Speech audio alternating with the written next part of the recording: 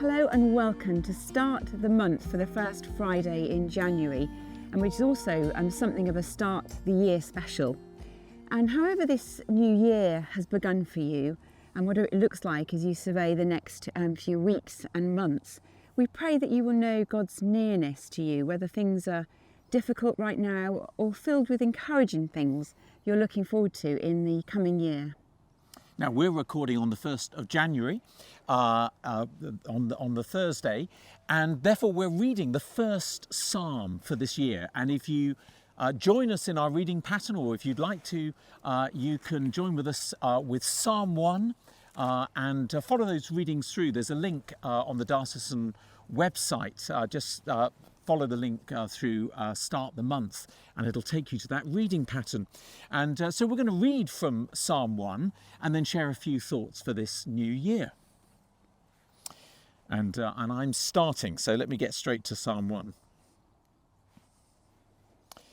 Blessed is the one who does not walk in step with the wicked, or stand in the way that sinners take, or sit in the company of mockers, but whose delight is in the law of the Lord, and who meditates on his law day and night. That person is like a tree planted by streams of water, which yields its fruit in season, and whose leaf does not wither. Whatever they do prospers. Not so the wicked, they are like chaff that the wind blows away. Therefore the wicked will not stand in the judgment, nor sinners in the assembly of the righteous.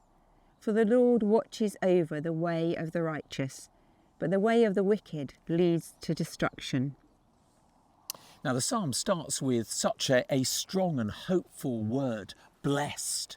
And it speaks of the extraordinary spiritual riches that are opened up for us, not only in Psalm 1, but all the way through each one of those 150 psalms, each pointing us towards the Lord and inviting us to bring ourselves to him as we are, and then to allow him to shape our prayers, even as we pray these psalms. And we hear, as we use the psalms and read through them, we hear the voice of Jesus. We hear Jesus praying these psalms with us and for us, for his church. But having started with such a significant word, blessed, Psalm 1 then continues by setting a very high and important bar. Continuing, blessed is the one who does not walk in step with the wicked, but whose delight is in the law of the Lord, and who meditates on his law day and night. So this psalm is describing the way to live a life filled with God's blessing. And yet we know if this is down to us, it's setting an impossible standard that no one can keep up by drawing on their own strength. And we know how quickly and easily we can find ourselves out of step with what we really want to be and do. And as we're distracted by many things, or become discouraged, or simply over time trying to fit with the prevailing ways of the culture views of life, and whether consciously or unconsciously, we're bombarded with this every day, and we know it can be very, very hard to resist. Now the good news in Psalm 1, and this is held out for us in the whole Psalter, is that the gospel is presented to us here, unfolding before us, because it's speaking to us about Jesus. He's the one who's named in the opening verse of this psalm, and we're invited to reflect on the life and the ministry of Jesus, the one who fully walked in the ways of God, and whose life overflowed with that fruitfulness that's seen supremely through the cross and the resurrection, the profound life-changing fruit of Jesus' obedience to the Father.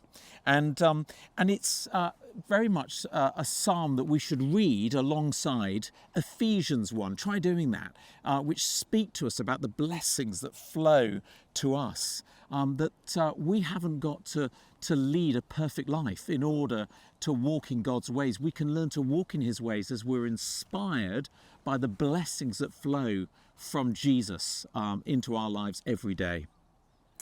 And this is why Psalm 1 doesn't have to become like so many New Year's resolutions. It opens a door into all the blessings that flow to us from Christ and inspires us to continue trusting him in every circumstance we face. And we learn to walk in a way that will bring us his blessing to us and to others, above all by pointing them to Jesus.